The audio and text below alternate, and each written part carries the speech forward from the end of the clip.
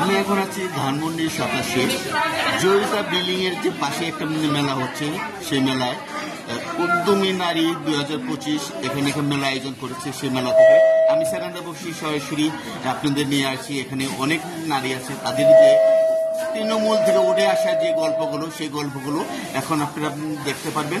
আপনারা আমার সাথে থাকুন।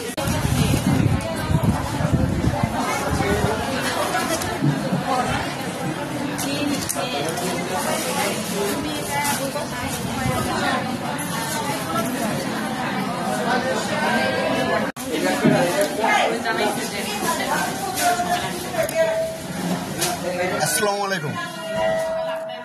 কতদিন যাবত এই উদ্যোক্তার লাইনে আছে? 1 বছর। আপনি এই উদ্যোক্তা জীবনে এই পণ্যগুলো আপনি কেমন সারা পাচ্ছেন মার্কেটে? খুব ভালো সারা পাচ্ছেন। আর এই চলার পথে উদ্যোক্তা জীবনে কি প্রতিবন্ধকতা ফেস করেছে? সেগুলোই বলেন, মানে নিজের ফ্যামিলিতে আছে কিছু বাহিরের মানুষ, আশেপাশের মানুষ বিভিন্ন ধরনের খারাপ মন্তব্য করে থাকে। আশেপাশের মানুষ বলছে এগুলো বানাইতেছো, এগুলো বিক্রি হবে, এরকম রাস্তায় কম দামে বিক্রি হয়, তারপর আমরা এটা আমাদের দেশের একটা কালচার। এটা হলো আপনি শুরুতেই যদি গাছের মাথা ভেঙে দেওয়া যায়, কিন্তু গাছটারও হলো না মোটে। এটা হলো, এটাকে ওভারকাম করে আপনি উদ্যোক্তা জীবনে যদি এগিয়ে যেতে পারে, তখনই আপনি সাফল্যের মুখ দেখবেন। আর একজন উদ্যোক্তা হতে গেলে কি কি জিনিস আপনি প্রয়োজন মনে করেন? এগুলা কেউ বললে কাটে নিব না, আমি আর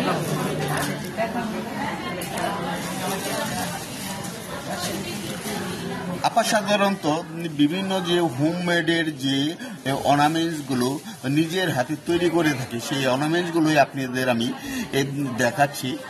আর আপা 3 পিস নিয়েও কাজ করে থাকে, 1 পার্ট বলেন, 2 পার্ট বলেন, বিভিন্ন ধরনের যে চুড়ি, সেই চুড়িগুলো আপা করে থাকে। এখানে প্রাইস দেওয়া আছে। চুড়ি কি একটা 200 টাকা না সবগুলোই 200 টাকা? ঠিক। অনেক সুন্দর সুন্দর আপনাদের কালেকশন করেছে। আর আপনারা যদি এই মেলায় আসতে চান, এই মেলাটা হচ্ছে ধানমন্ডি 27 জয়িতা যে ফাউন্ডেশন বিল্ডিংটা আছে, সেই বিল্ডিংয়ে আপনারা চলে আসতে পারেন। এখানে আমি আরেক আপার কাছে জানতে চাই, আপাও একজন উদ্যোক্তা। আসসালামু আলাইকুম। আপনি বলেন, এই উদ্যোক্তা হতে গেলে মানুষের কি কি প্রয়োজন? মানুষের তো অনেক কিছু প্রয়োজন, যেমন ভালোবাসা, সাপোর্ট। একটা আমি মনে করি একজন উদ্যোক্তা হতে গেলে তার প্রথম চান্সই হলো পরিশ্রম, ধৈর্য এবং সাহস। ইনভেস্টমেন্টের পরে আপনি যদি ধৈর্য যদি না থাকে, আপনি উদ্যোক্তা হতে পারবেন না। আপনি লক্ষ টাকা ইনভেস্ট করছেন, কিন্তু আপনি ব্যবসা করার আপনি ধৈর্য নাই। আপনি 5 দিনের 3 দিন ব্যবসা হলো না, 2 দিন আপনি ব্যবসা হলো। আপনি ওই 2-3 দিনের কথা ভেবে যদি আপনি ব্যবসা বাদ দেন, তাহলে কিন্তু আপনি উদ্যোক্তা হতে পারবেন।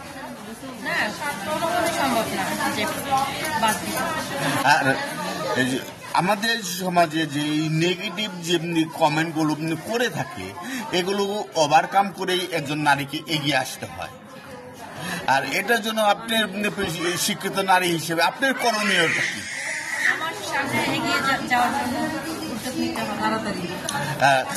সবার কথা কিছু মনে করা যাবে না।